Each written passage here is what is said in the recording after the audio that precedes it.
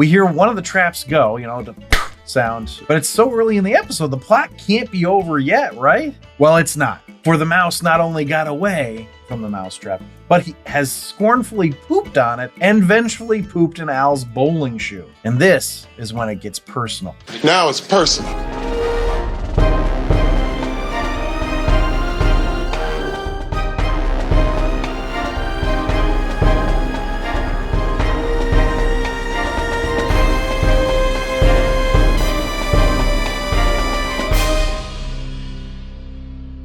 Welcome back to another episode of The Rank. I'm John, and today we're going to be doing another episode of Married with Children, where we do a rewatch / watch along ranking. We're trying to figure out what's the best sitcom of all time. I don't know if Married with Children is it, but that's what we're trying to find out. We're ranking 5 of them, and Married with Children is 1. Now, if you're a fan of the show, if you're enjoying these episodes, if you're just a fan of Married with Children and you enjoy consuming content about it, please consider subscribing or following or liking, commenting, sending us suggestions, whatever, just however you want to engage, we'd be happy to have you engage. Please also consider becoming a patron on our Patreon page at patreon.com/TheRankPodcast, where you can get access to all the archived episodes. Now today, we're ranking the 15th episode of the 2nd season of Married with Children, titled Build a Better Mousetrap, with a story by J. Stanford Parker, a teleplay by Michael G. Moy and Ron Levitt, and directed by Linda Day. Now, for the sitcoms that have already been out for a long time, it can be streamed. I mean, this is like a 40-year-old sitcom. I'm not going to worry about spoilers. There's going to be spoilers. That's your alert, I guess. But we always start the episodes with the potent notables, so let's go. So this episode aired on Sunday, January 24th, 1988. Married with Children went from a 4.3 rating to a 5.1. Moving up, Married with Children. It beat its lead-in Werewolf this time, which wasn't a rerun this week. So it's weird that it beat the new show, but not a rerun of that show. Whatever. So this is the first time I've seen it above a 5 in a while, so it seems like it's starting to build something. Naturally, it still got destroyed by everything else in the time slot again. ABC had Earthstar Voyager Part 2 of 2, and there was an asterisk between Earth and Star, and that was on during The Wonderful World of Disney, which got an 11.1 rating. NBC was playing Part 1 of The Murder of Mary Fagan, and that got an 18.7, but The Juggernaut was back on the air this week. For those of you that haven't been listening for a while, you may not know what I'm talking about, but for the people who have been listening, you know that this is Angela Lansbury. It's Murder, She Wrote. And Murder, She Wrote killed the time slot with a 22.3 rating. Now, in the episode, Bud is reading a book called Know Your Mouse, and it's by Mike Seaman, or Seaman, I don't know. Seaman's probably funny. But Michael Seaman is Married with Children's prop master, so that's kind of fun. I'm guessing he put his own name in there. Now, Patrick Thomas O'Brien plays Wally in this episode, who's an exterminator that comes in at the end. And he's still working as an actor. He has 112 credits on IMDb. And I always think it's fun to highlight these character actors because I think we think of actors as being the stars of these shows, right? But this guy has made a career in acting and you wouldn't know him if he was talking to you. It's sort of impressive to make a career in such a high-profile profession and retain your anonymity. Probably his most famous role is Mr. Dewey in Saved by the Bell. He said that he got into acting when he became an altar boy. Quote, "You have costumes and lines and blocking and star of the show, the priest, and the almighty reviewer." End quote. His first big break was when he visited a friend in New York City. He flew from Minnesota and she was working as a musician for a Broadway show. And she said, "Hey, they're auditioning. You should try out." So he did. And then he flew back to Minnesota and lo and behold, he gets a call that they wanted to have him. And it was the show was Midsummer Night's Dream with Christine Baranski and William Hurt. So he ended up getting an agent after that, and his career sort of took off. As for the Married with Children episode, this episode, what he said about it was, quote, "That was fun to do. The crowd got into it. They got into it too much." End quote. That was actually about Married with Children in general, because he does 2 episodes of Married with Children. So he's going to come on again at some point. Now, according to him, Ed O'Neill felt that the audience became so intrusive that you couldn't get into a rhythm. So he said it wasn't like that in the first episode he did, but the second one, it was a little too much. About Christina Applegate, he said, quote, "People ask, who are some of your favorite stars that you work with? She was great. I mean, she's just so talented and so subtle and so funny with that character, but really a nice person." End quote. So it seems like he had a good time on Married with Children. And he didn't have as good a time on Family Matters, which he also did a guest spot on. He basically said that the actors were resentful of Urkel taking over the show. Not the actor, just, the storyline of it. Just thought it was interesting. So let's go to the episode overview. So we get sort of a slow build to start this episode. The plot isn't happening right away.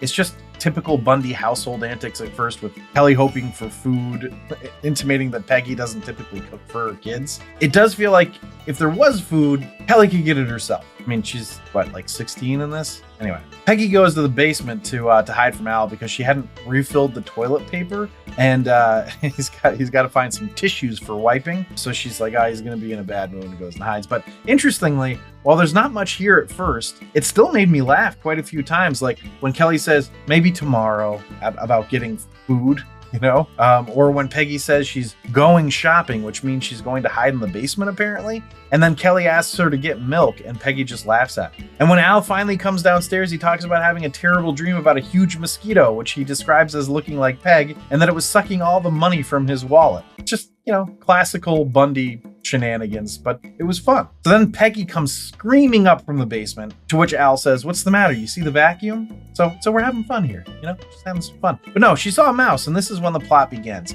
Al decides he's going to catch and kill the mouse himself. He starts off with setting up a bunch of traps, even though Peggy's asked him to call an exterminator. We hear one of the traps go, the sound, but it's so early in the episode, the plot can't be over yet, right? Well, it's not. For the mouse not only got away from the mousetrap, but he has scornfully pooped on it and vengefully pooped in Al's bowling shoe. And this is when it gets personal. Now it's personal. So the next thing we see is the house full of holes from Al trying to get the mouse, that he's injured both his thumbs and mouse mishaps, and the mouse is just outsmarting him, which Peggy never fails to point out. Eventually, just to make sure we get Amanda Bierce and David Garrison some screen time, he enlists the help of Steve. And even with both of them together, they can't get it done. The conversation between Marcy and Peggy is enlightening and crazy. Peggy is tallying up the money they've spent on damages to the house since Al has gone on his quest to kill this mouse himself, and it's $680. Now, earlier in the episode, actually in the scene just before this, Peggy says that, there's a lot of things she's gotten used to from being with Al, like poverty. She lists poverty as one of them. And it feels like the writers might not know what poverty is, because they have a house and a car, and they have enough saved up that they can afford to deal with $680 in damages. Now, maybe poverty looked different in the mid to late 80s, but that ain't poverty now. It's so much worse. That's for sure. Anyway, Al ends up cracking. He dresses like Rambo and brings a shotgun to the basement, and this is how he will kill the mouse. He's determined that he's gonna shoot the mouse with a shotgun. Meanwhile, Peggy has already gone over to the Rhodeses to call an exterminator. She had to, because Al had fried the telephone line in his quest to kill the mouse. Now, of course, the shotgun doesn't work. He shoots the furnace, which ends up flooding the basement, I guess, and hurts his shoulder because of the kickback of the gun. And we know it's flooding because shortly after that, Mr. Dewey from Saved by the Bell shows up as an exterminator and gets the mouse in like 2 seconds. And they're like, "How did you get him so fast?" Well, it was easy because he was scared and floating on a piece of wood in the flooded basement. So because that's how he got the mouse, Al is like, well, then technically I got him because I'm the one who flooded the basement. I blew up the basement, so I caught the mouse. And Peggy's urging just lets him have it. Like you can have the win, I guess. But the craziness doesn't end there. Peggy decides to keep the mouse as a pet, and it goes on the nightstand right next to Al. And that's how we end the episode, very goofily. Let's find out how it ranked. A rank. So the rank is where I rank the episode based on 5 categories: story, acting, dialogue, episode coherence, and character relatability. We'll rank it on a scale of 1 to 5, 1 being the worst, 5 being the best. And then we have a laugh counter where we tally up the amount of times the episode made me laugh, and it's 1 point per laugh out loud that gets added to the score. Now the first category is story, and I gave story a 4. This is sort of a classic but very good family comedy sitcom story. The father/husband takes it upon himself to solve the problem and is ineffectual. Simple and tried and true. So acting, I gave a 3.75. This feels like maybe it's low, but everyone was good, not great.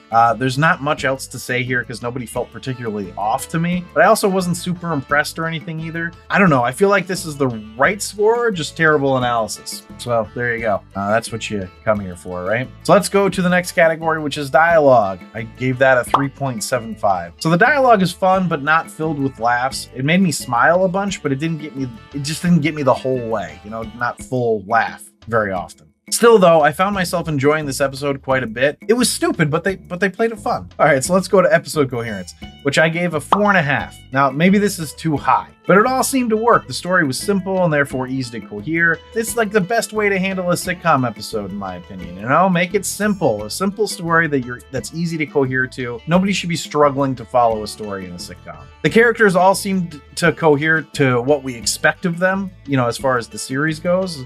So that worked. I think the only reason that it's not necessarily a 5 is that Steve's willingness to help Al in this episode felt a little off. Not that crazy or anything. It's only half a point from 5, right? They seemingly hate each other, and yet he always is like helping with no reserve. So character relatability, last category, I gave a 4. I think it's pretty relatable. I can understand wanting to solve it yourself. I can also relate to being so frustrated by the failure that instead of succumbing, you stubbornly dig in. I can also relate to Peggy's exasperation. Ironically, I'm usually the Peggy in this situation where I'm like, can we just throw money at this? Anyway, pretty relatable episode, if a bit over the top. So the laugh counter was a 12, which is lower than I usually get for Married with Children. So it wasn't a laugh riot episode, but it was fun. It's typically the other way around where the episode makes me laugh a bunch, but it's not, particularly good. So it saves its score that way. And this score is sort of saved by the fact that it was a decent episode. But this puts the total at a 32, which makes it an I'd watch it again. Now for the series, the average is now at a 33, which keeps the series as an I'd watch it again. Now, thanks for listening or watching, everybody. If you'd like to see a list of our episode and series rankings, you can do that on our website at therankingwithjohnandzach.com. Remember to subscribe, review, and comment, and please consider supporting us on our Patreon site at patreon.com/therankpodcast, where you can get access to all of the archived episodes. But I will leave you with this. Why did Al bring a red-furred female mouse in when he was trying to get rid of the other one? He knew she'd be able to trap him better than he ever could. Dude, I don't get it. I don't get it either. I'm not proud of it, but it's what I came up with.